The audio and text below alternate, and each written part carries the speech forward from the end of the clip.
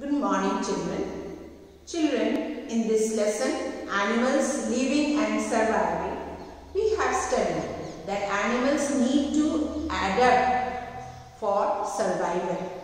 If they cannot adapt to the condition they live in the land or water or whatever atmosphere and environment and surrounding they live in, if they cannot survive, they will not be allowed to live further.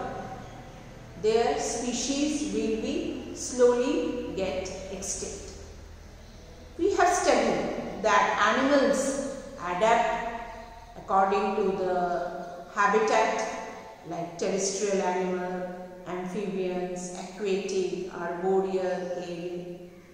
Animals also can be grouped according to their food habits, like the animals are plant eating, they are called herbivorous, animals that eat flesh or meat of other animals, carnivorous, animals that eat both plants and meat are called omnivorous, and the last, animals that survive by living on other animals, they are called parasites. They live either on the outer surface or inside the body. So in this way we have grouped animals according to their habitat, animals according to their food habits. Children, now we are going to study the last way of grouping animals. Animals can be grouped according to their way of protecting themselves. Now they have to live in the atmosphere or the surrounding they live in. They have to, they have to eat the food they get around their surroundings, and they have to protect themselves. Otherwise they will be killed and they will slowly extinct, slowly disappear.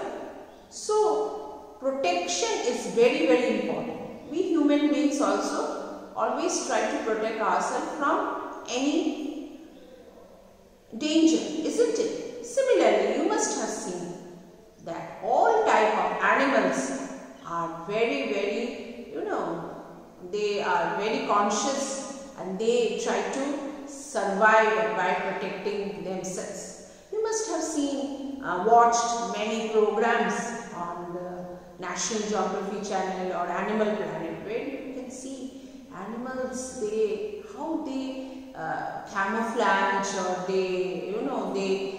like these tigers, and these stripes are because they live in the jungle, and that's why the hunters cannot understand that they camouflage. So in this way you can understand that how even the smallest animal to the largest one, they try to protect themselves from any sort of enemies, any sort of danger. And there are innumerable instances where animals do many things to protect themselves. Either they run fast, or they have shells, or they have camouflage, or they fly away, or whatever, means they make some sound so that they, giving warnings to the other animals like the langur or the monkeys. They hoot, and so those other animals, they can understand there is some, the wild cats, or maybe the tiger or the lion or leopards are there. So the smaller animals like deer, and they run for life. So in this way, animals have to adapt themselves and try to protect themselves from any sort of enemies, from any sort of danger. Now some of the categories we will study, like children, fishes, houseflies and frogs move fast enough to escape from their enemies. You must have seen a mosquito, small instance, or a housefly, makhi, going around in your room. You try to, kill the mosquito, or you want to remove or, drive away the fly from your room. They instantly understand. Their sense organs are much more active than human beings, and they immediately run away. So these fishes, they also, you must have seen seen fishes, how they move very fast. Even the deer also, they move very fast. But yes, unfortunately they are killed by the leopards or the tigers because they can move much faster. Frogs also move very fast to protect themselves or escape from their enemies. Secondly, children, whales, elephant, hippos are too big to be eaten by man.